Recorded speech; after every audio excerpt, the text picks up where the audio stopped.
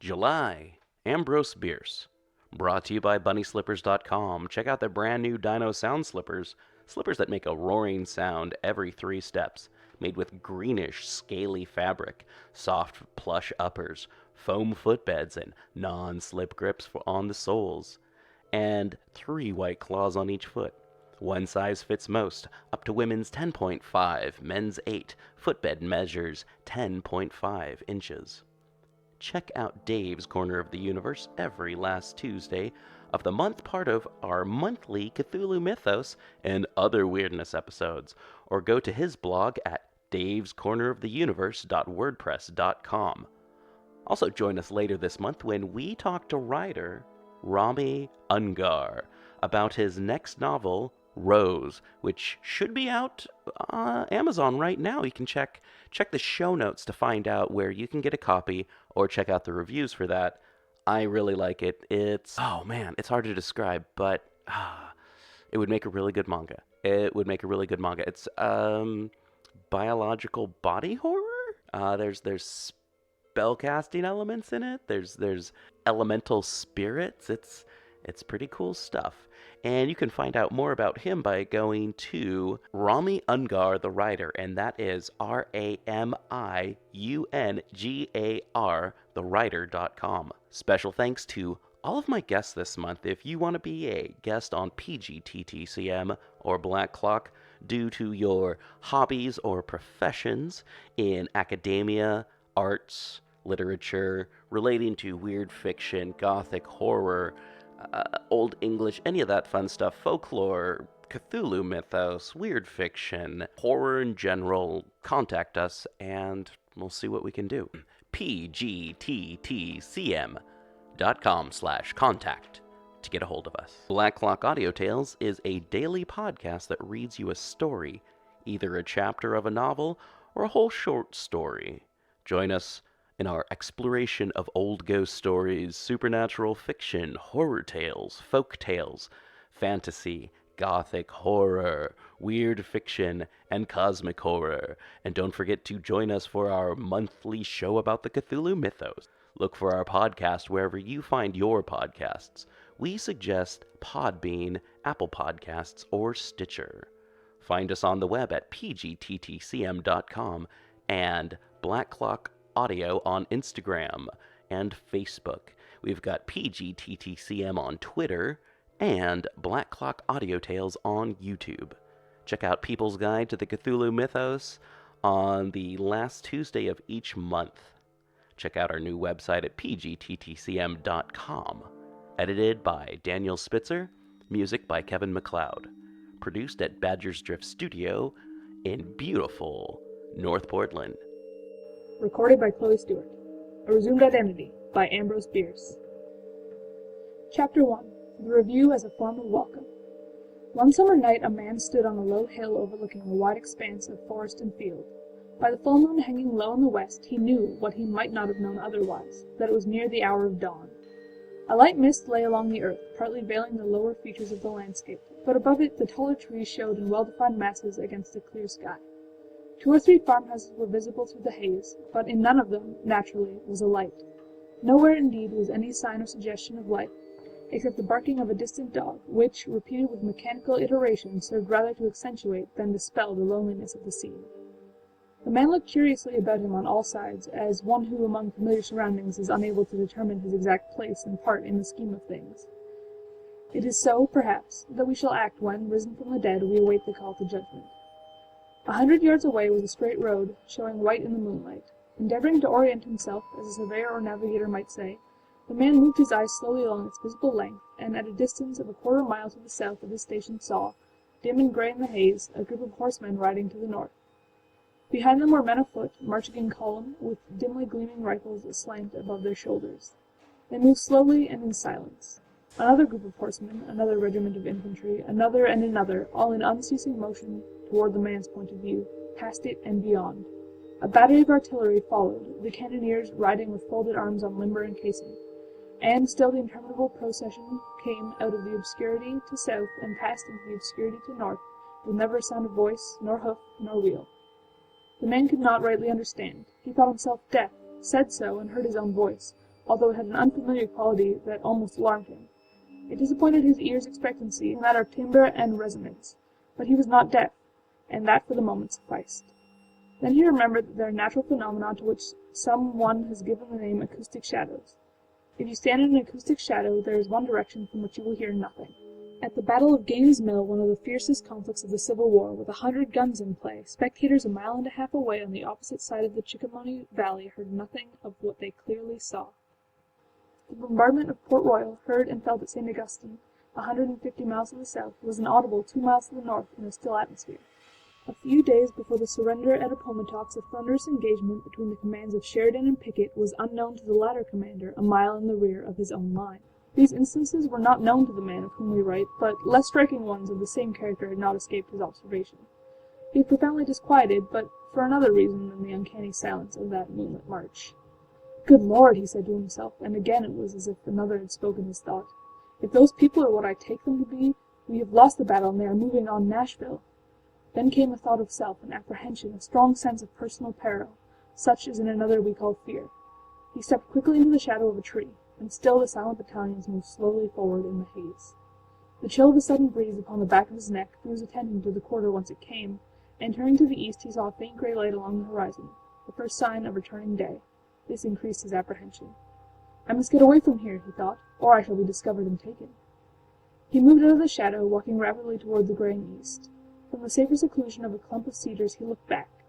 The entire column had passed out of sight. The straight white road lay bare and desolate in the moonlight. Puzzled before, he was now inexpressibly astonished. So swift a passing of so slow an army! He could not comprehend it. Minute after minute passed unnoted. He lost his sense of time. He sought with a terrible earnestness a solution of the mystery, but sought in vain. When at last he roused himself from his abstraction, the sun's rim was visible above the hills, but in the new conditions he found no other light than that of day. His understanding was involved as darkly in doubt as before. On every side lay cultivated fields showing no sign of war or war's ravages. From the chimneys of the farmhouses thin ascensions of blue smoke signaled preparation for a day's peaceful toil. Having stilled its immemorial allocution to the moon, the watchdog was assisting a negro who, prefixing a team of mules to the plough, was flatting and sharping contentedly at his task. The hero of this tale stared stupidly at the pastoral picture as if he had never seen such a thing in all his life. Then he put his hand to his head, passed it through his hair, and, withdrawing it, attentively considered the palm, a singular thing to do. Apparently reassured by the act, he walked confidently toward the road. Chapter 2. When you have lost your life, consult a physician. Dr. Stilling Malson of Murfreesboro, having visited a patient 6 or 7 miles away on the Nashville road, had remained with him all night. At daybreak he set out for home on horseback, as was the custom of doctors of the time and region. He had passed into the neighborhood of Stone's River battlefield, when a man approached him from the roadside and saluted in a military fashion, with a movement of the right hand to the hat brim. But the hat was not a military hat, the man was not in uniform, and had not a martial bearing. The doctor nodded civilly, half thinking that the stranger's uncommon greeting was perhaps in deference to the historic surroundings. As the stranger evidently desired speech with him, he courteously reined in his horse and waited. "Sir," said the stranger, "although a civilian, you are perhaps an enemy." "I am a physician," was the non-committal reply. "Thank you," said the other. "I am a lieutenant of the staff of General Hazen." He paused a moment and looked sharply at the person whom he was addressing, then added, "of the Federal army." The physician merely nodded. "Kindly tell me," continued the other, "what has happened here? Where are the armies? Which has won the battle?"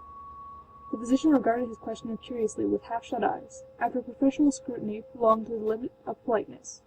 "Pardon me," he said. "One asking information should be willing to impart it. Are you wounded?" he added, smiling. "Not seriously, it seems." The man removed the unmilitary hat, put his hand to his head, passed it through his hair, and, withdrawing it, attentively considered the palm. "I was struck by a bullet and have been unconscious. It must have been a light, glancing blow. I find no blood and feel no pain. I will not trouble you for treatment, but will you kindly direct me to my command, to any part of the Federal army, if you know?" Again the doctor did not immediately reply. He was recalling much that is recorded in the books of his profession, something about lost identity and the effect of familiar scenes in restoring it. At length he looked at the man in the face, smiled, and said, "Lieutenant, you are not wearing the uniform of your rank and service." At this the man glanced down at his civilian attire, lifted his eyes, and said, with hesitation, "That is true. I don't quite understand." Still regarding him sharply, but not unsympathetically, the man of science bluntly inquired, "How old are you?" 23, if that has anything to do with it." "You don't look it. I should hardly have guessed you to be just that." The man was growing impatient. "We need not discuss that," he said. "I want to know about the army. Not 2 hours ago I saw a column of troops moving northward on this road. You must have met them. Be good enough to tell me the color of their clothing, which I was unable to make out, and I'll trouble you no more." "You are quite sure that you saw them?" "Sure! My God, I could have counted them!" "Why, really," said the physician, with an amusing consciousness of his own resemblance to the loquacious barber of the Arabian Nights, "this is very interesting. I met no troops." The man looked at him coldly, as if he had himself observed the likeness to the barber. "It is plain," he said, "that you do not care to assist me. Sir, you may go to the devil." He turned and strode away, very much at random, across the dewy fields, his half-penitent tormentor quietly watching him from his point of vantage in the saddle, till he disappeared beyond an array of trees. Chapter 3. The Danger of Looking into a Pool of Water. After leaving the road the man slackened his pace, and now went forward rather deviously with a distinct feeling of fatigue.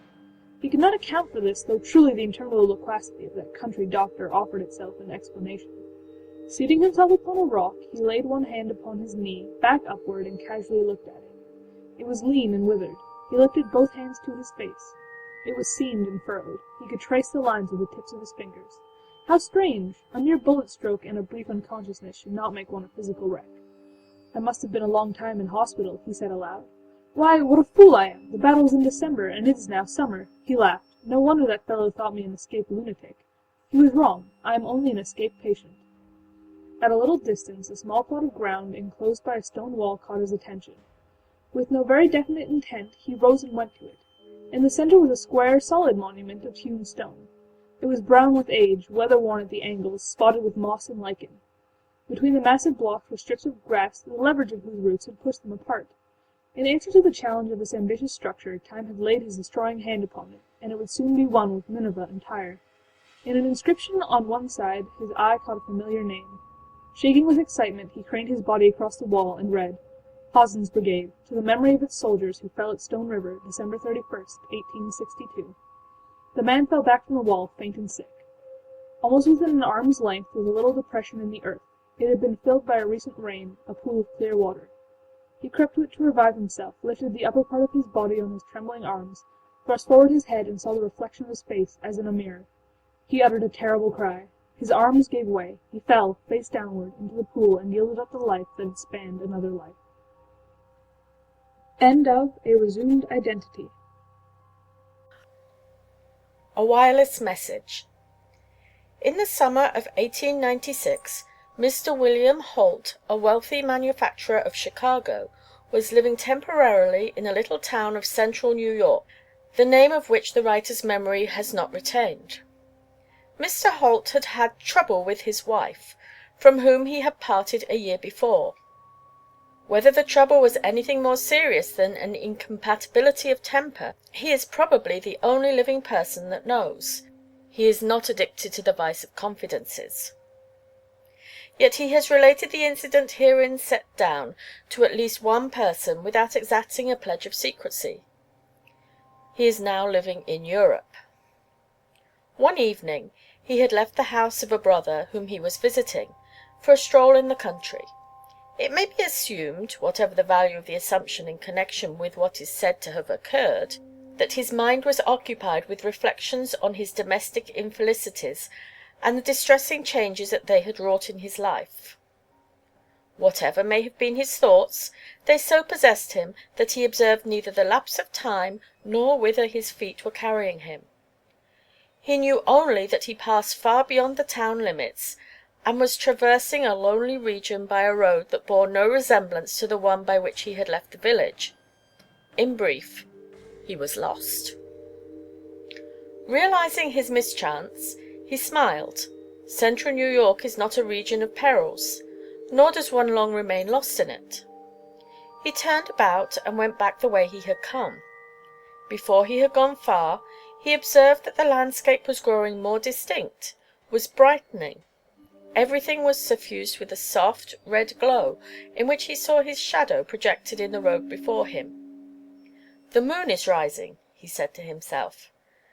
Then he remembered that it was about the time of the new moon, and if that tricksy orb was in one of its stages of visibility, it had set long before. He stopped and faced about, seeking the source of the rapidly broadening light. As he did so, his shadow turned and lay along the road in front of him, as before.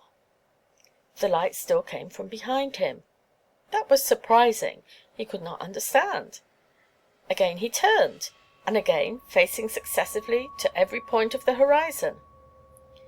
Always the shadow was before, always the light behind, a still and awful red.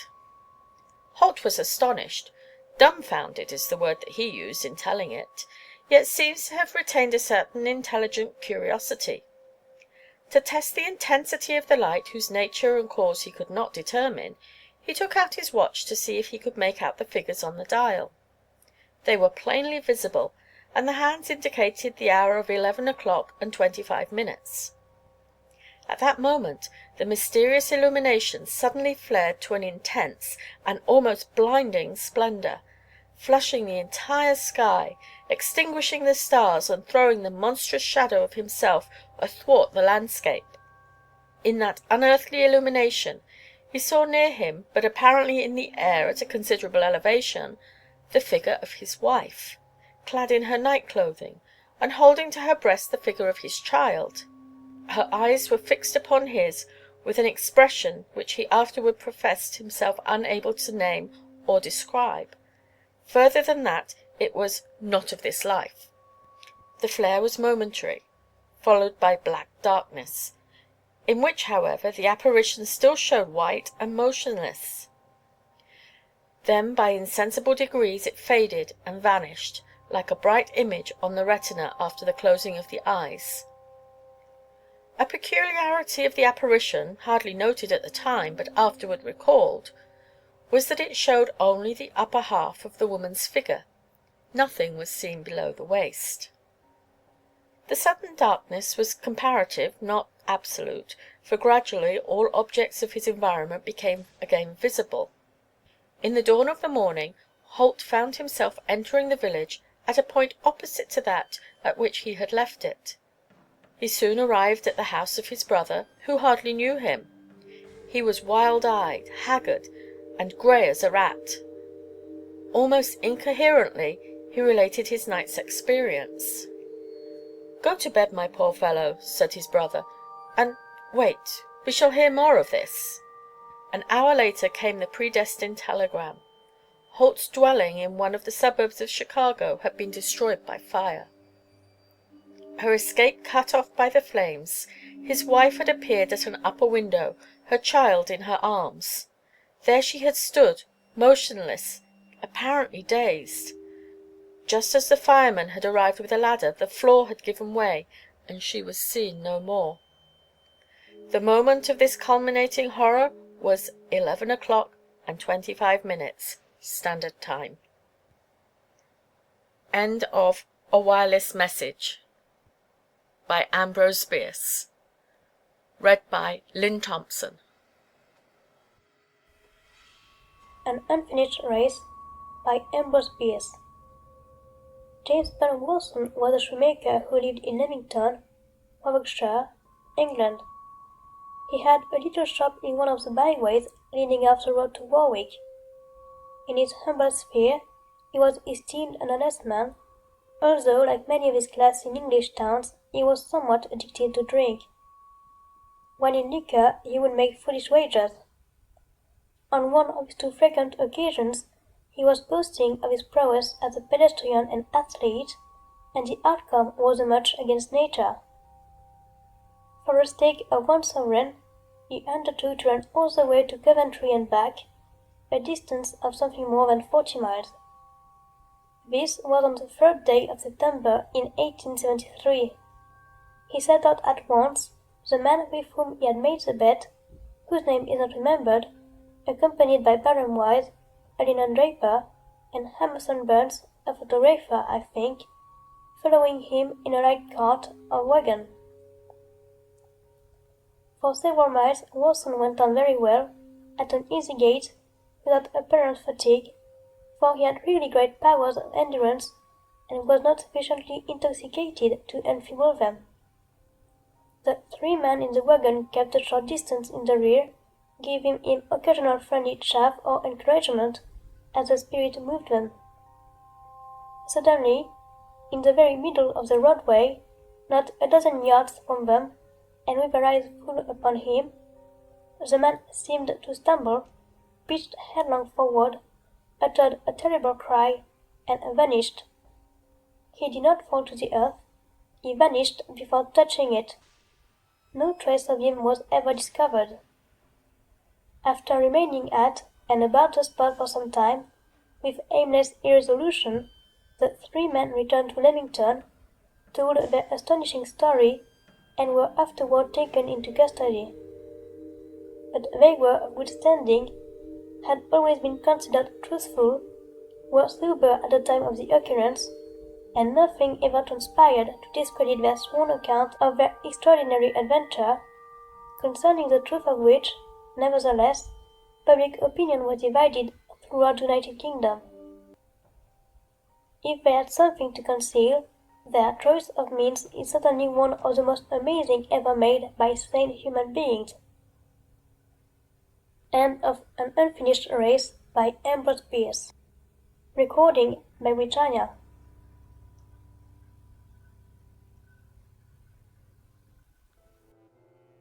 Hey everyone, thanks for listening. Help support the show and keeping it paywall free by going to paypal.me/pgttcm and donate $1 or $5 or whatever you feel, or go to pgttcm.podbean.com and hit that patron button. That will set you up with donating on the regular if you want to keep this show going, if you want to hear 2 episodes of People's Guide to the Cthulhu Mythos a month, or if you want to hear better stories, higher quality stuff on the, monthly readings. We'll see what we can do. Okay, so, you can rate, review, and subscribe wherever you find your podcasts. And we just want to say, check out Podbean. It's straight from the source, Apple Podcasts, and Stitcher. So next month is going to be August Derleth. Send us any mythos stories that you've written yourself. And we're going to be talking about August Derleth and Arkham House Publishing. Month after that, we're going to have Bronte. So, Andrew Grace is going to be here for that. He's going to be here, probably a lot. October, we're going to have spooky stories, and that's just going to be all kinds of different ghost stories and spooky stories. And then in November, we're going to be going with old English stories, so expect some Beowulf. All right, everyone, thanks again for listening so much, and I hope your podcast that's coming up next is good, and not like a whole bunch of the ends of podcasts that you're like, oh, I don't want to listen to the person at the end talk about stuff, and then you skip. And then at the end of the week, you have all these ends of all these little podcasts and stuff.